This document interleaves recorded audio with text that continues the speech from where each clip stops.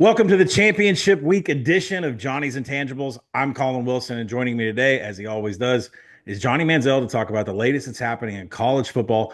We always start off with his MVP of the week. Johnny, it was a really surprising weekend. Michigan over Ohio State is three-touchdown underdog. Syracuse beating Miami and Georgia Tech, almost knocking off Georgia. Johnny, out of all those teams and those upsets, who caught your eye and who is the MVP of the week? I mean, I think looking at the whole week, you had some absolutely crazy performances. Like you were mentioning, that Georgia Tech game was crazy. It's really easy to be able to sit here and say that Haynes King had a good enough week to win this, but there's a team that I've been looking at for the last couple of weeks. It's been playing well, and this week, Cam Skattebo, 177 yards, 3 touchdowns. Arizona State really picked at the bottom of this conference coming into the year to be able to be in the position to where they are and continue to win games and continue to play. I think a lot of it has to do with how Cam played, not only this week but throughout this season. Another impressive performance. Really, a guy that's been the workhorse of that team for the duration of the season. Yeah, watch out for Cam Skattebo and Kenny Dillingham taking money in the market against Iowa State in the Big 12 championship early. Let's move into some of these big time games that I mentioned here before. Ryan Day trying to out blue collar Michigan, which I've never understood this with Ohio State trying to be this power running team. 23 rushing attempts. They went an average of less than 3 yards per carry. Will Howard had a couple of critical interceptions. And Michigan's offense converted half of their third downs with an average distance of 5.4 yards. Truly bad on both sides of the ball. But Johnny, who is number one to blame for this Ohio State loss? I think you have to look at the coaching staff on this a little bit to get away from what you've been the entirety of the season and get into this game and clam up a little bit and get to the point to where we haven't seen this Ohio State offense throughout these last weeks look anywhere like a 10-point offense or like they were on Saturday. So when you get away from who you are and you clam up a little bit and get a little tight, it really shows. And in this rivalry week against Michigan, they didn't look anything like themselves. And to go into this and kind of blow this opportunity. They just can't get it done against Michigan. Well, you didn't call him out by name, but I will. Ryan Day is standing stone silent while Edge Jack Sawyer is ripping Michigan flags, running away from midfield, screaming they can't plant the flag again. It's his fourth time to lose as a senior. And players are running by Ryan Day, and he's asking what happened, and the players are not responding to him. He's just standing there and not letting anything happen. Johnny, is the Ryan Day era, is it time for him as a leader of the program of Ohio State? Is it time for him to step aside?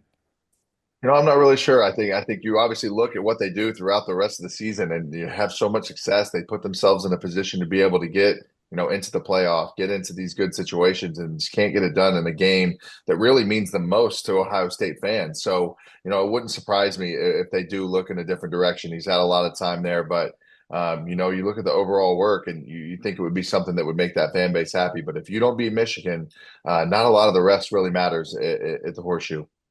To throw a little salt in the wound, Kyle McCord, who transferred, basically ran out of Columbus, out of Ohio State, he ends up at Syracuse, has a heck of a day. 3 touchdowns against Miami. He ends the season 29 TDs, 12 INTs under a new coach at Syracuse. We have to talk about Miami, though. Does Miami have a case for slipping into the college football playoff after that performance and the number of losses they have? I think it's just tough to be able to slip them in. I mean, if you really look at their schedule, other than their two losses that they have multiple games throughout the season where they barely, squeaked by and got able to get some wins throughout the season. They've been, an up and down team kind of all year. I would say if you look at their entire body of work, they probably don't deserve to be in with how a Virginia Tech game went, against some teams that are nowhere near playoff material. Miami really, really struggled. Yeah, like Cal. Switching to the SEC, South Carolina took care of business against Clemson, but the Tigers can still make the college. I'm sorry, the Tigers of Clemson Tigers can still make the playoff with a win in the ACC championship game. If there's one spot left in the playoff, let's focus on the SEC real quick. If there's one spot left in the playoff, which three-loss team do you think should make it? South Carolina or the two teams that beat them, Alabama and Ole Miss? I know it's probably tough to say that the two teams that have beat South Carolina, one of those teams should probably be in. But if you're looking at the last 6, 7 weeks of the season and who's playing the best football right now, who's trending in an upward direction, I think it has to be South Carolina. I think if you look at a team that's on a 6 game win streak, playing really well, they're not the same team that they were earlier in the year. You can make a case that they really had that game against LSU. I think they could have gone a different way. So. I would have to put South Carolina in just with the way they're playing right now. I don't think this Alabama team looks very good. And then obviously I think it would be just a toss up between South Carolina and Ole Miss, but I'm going to roll with South Carolina. I think they're playing the best football of the three right now. Yeah, if South Carolina had an extra couple of minutes, I think they'd have beat Alabama too. We got to flip over and talk about it. Wild scene at Kyle Field. We had a few fans riding their Longhorns to the game with their dogs on their cattle. Texas A&M was held without any offensive points in the game. The defense allowed 5 yards per carry on 49 rushing attempts by Texas. Are the Aggies a play-on bowl team this season, and is the outlook trending in a positive direction for Texas A&M in 2025? I mean, I think you want to look at it as a first season under Mike Elko and say, obviously a little bit of a success, but one where you're losing games down the stretch that, really at one point throughout the season, you're looking at a playoff berth, you're looking at the season in a completely different way. So I think this is obviously a look forward to, a 2025 type of situation. I think the main thing you have to do now is try and find some cohesiveness on offense, try and get Marcel Reed, more comfortable in the pass game, really go into this offseason with a plan to be able to develop him in the pocket and just throwing the ball. Obviously I think, for the Aggies, you need a guy, when he's at his best, he can be good. But I think just as far as, throwing the ball down the field, stretching the field, sitting in the pocket a little bit more, it's hard to go into a rivalry game like that, a big game, the biggest game of your season, and not put up a single offensive point is a really, really tough look. So the offensively, you're going to have to change some things at Texas A&M going into next year. It's you're going to have some Aggie fans in an uproar.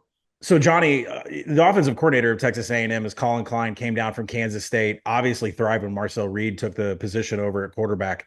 Do you see any changes happening at the offensive coordinator position under Mike Elko heading into 2025? I mean, I think you look at it in the first year, with the talent that we had offensively this year, it takes a little bit of time to obviously implement the offense and a little bit of a change from what, they were accustomed to doing at Texas A&M. So I think you can, give them the ability to be able to have another year, be able to, really get some guys in there. I think they're going to go heavy in the portal this year to be able to get some more weapons. You look at the injuries that kind of decimated this Texas A&M offense a little bit, some up front, and then definitely at the running back position, they kind of gets a little bit of a dagger in your heart. So, with the bouncing back around quarterbacks a little bit throughout the year and some injuries, I think it gives them enough leeway to be able to stick with them and come back next year. There were some good things that we did scheme wise. It just, as you get into some of those late game situations and you want to run the ball, want to be able to do things you've been doing all year, you don't have the same guys, makes it really tough. Yeah, and hopefully an easier strength of schedule for the Aggies who just played Murderers Road this year. To kind of keep talking about Texas A&M and Texas, it was a real wild weekend of flag planting everywhere. At NC State and UNC get into a brawl.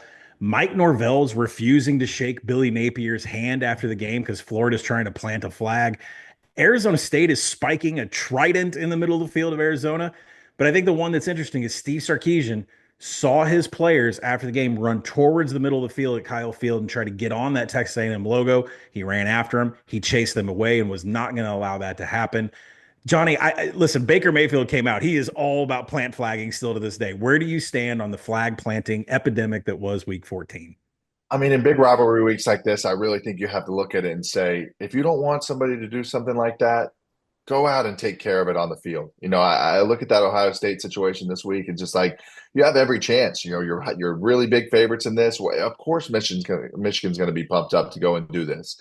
Now it's rivalry week. Things get a little chippy. This is what makes college football so special. So I think that's the most fire we've seen from Mike Norvell all season long. So if it takes something like that to bring it out in you and maybe get ready for the next season, these rivalry games are coming every single year. You want to win these. To be able to go and celebrate it like that, if you don't want it to happen, and then stop them on the field. Agree. Boy, the differences between Ryan Day and Steve Sarkisian at the end of their games is just such a contrast. Johnny, you and I both got emails this morning. We're both Heisman voters, and we got those ballots today. Travis Hunter, minus 10,000 to win the Heisman. Now, you and I can't disclose who we're voting for, but is there a shot that Ashton Jeanty can do anything against UNLV that can get him to win the Heisman? I would like to say yes, but I think you look at the week that Travis Hunter had this week, 3 touchdowns offensively, another pick as well. Colorado being able to get that team to where they were in the turnaround that they've had this year. He's had an unbelievable season.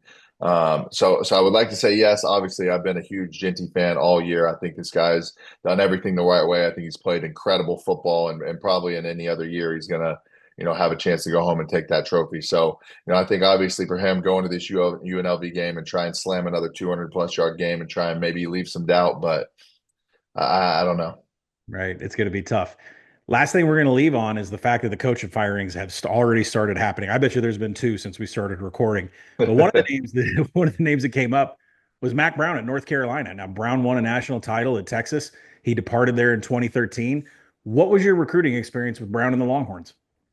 Yeah, I got to spend a little bit of time around him. Obviously, I think, obviously, if you look at what Mack Brown has done for college football, what he did for the Texas program, obviously, I think a legend of the game, did it the right way, was an amazing coach. I think anybody that you hear that played for him or was around him has nothing but great things to say. He still definitely had some couple good years there at North Carolina in the last few, and obviously not the way he wanted to go out. But if you look at his whole body of work and what he did, I think you have to tip your cap to him, and obviously to a hell of a career, and was a great coach and did things the right way. So congrats to him on everything he's accomplished, and all the best in that. Yeah, that'll do it this week for this week's edition of Johnny's Intangibles. We'll catch you guys back here for more college football recap with Johnny Manziel and myself.